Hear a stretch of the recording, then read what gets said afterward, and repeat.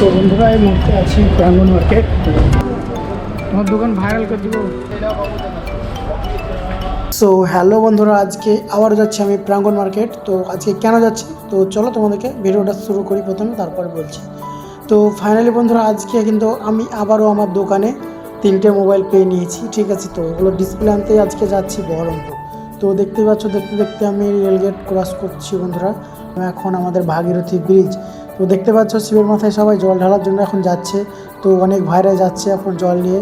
তো বহরমপুর আজকে প্রচুর ক্রাউড, কি বলবো বন্ধুরা তোমাদেরকে। তো এই হচ্ছে আমাদের যে নার্সারি, যেটা বলতে পারো তোমরা। তো এই হচ্ছে সেই নার্সারি। ঠিক আছে, তো এই দিক দিয়ে আজকে যাচ্ছি। তো সোজা আজকে প্রাঙ্গণ মার্কেট যাব। তো তোমাদের একটা ছোট্ট ভিডিও বানিয়েছি, তোমরা অবশ্যই দেখো। তো দেখতে দেখতে আমি ট্রাফিক সিগন্যাল ক্রস করে সামনে প্রাঙ্গণ মার্কেটের সামনে চলে এসেছি অলরেডি। তো এই হচ্ছে আমাদের প্রাঙ্গণ মার্কেট বন্ধুরা। এটাই হচ্ছে মুর্শিদাবাদের সবচেয়ে বড় মার্কেট বলা যায়, যেটা ইলেকট্রিক। তো বন্ধুরা এই মুহূর্তে আছি প্রাঙ্গণ মার্কেট। যাচ্ছি এখন।